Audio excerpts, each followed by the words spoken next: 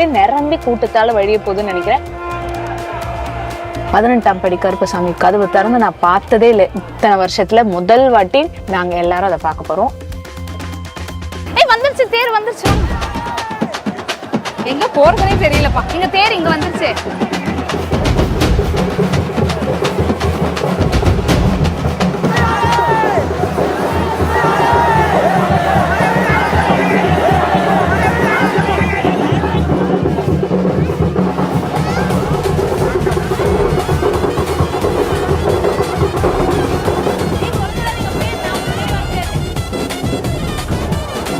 இவ்வளவு பக்கம் நான் தேரே பார்த்தது இல்ல.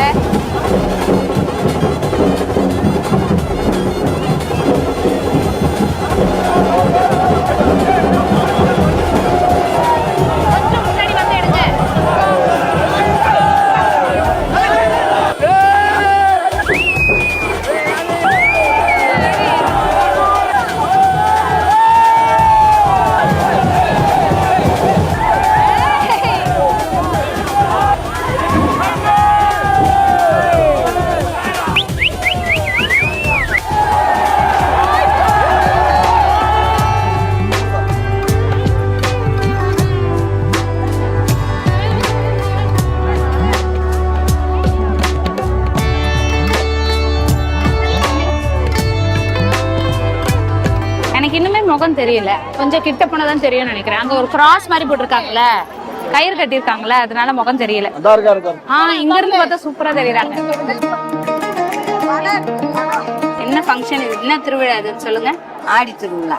ஏன் சாமியை தேர்ல அடிச்சுட்டு வராங்க? தெரியலப்பா, அது தெரியல. அது தெரியலையா? அக்காட்ட கேளுங்க, அக்காவுக்கு. மீனாட்சிக்கு சீர் எடுத்துட்டு வருவாரு, 2 மாதத்துக்கு அவர் வெளில வச்சிருப்பாங்க. அதை வச்சு மறுபடியும் வெளியில இருந்து கோட்டையில இருந்து உள்ள கோட்டைக்கு கொண்டு வருவாங்க. கோட்டை கொண்டு போவாங்க. ஓகே. சித்திர திருவிழாவுக்கு போயிட்டு வந்து வெளியில வச்சிருப்பாங்க. இப்ப ஆடி திருவிழாவுக்கு உள்ள கொண்டு வருவாங்க. தீத்தாடி உள்ள கொண்டு போய் சாமியை கொண்டு போய் வைப்பாங்க. தேர் வெளியிலே இருந்தாரு. ஆமா, 2 மாசம் வெளிலதான். இனிமே உள்ள போயிடுவாரு.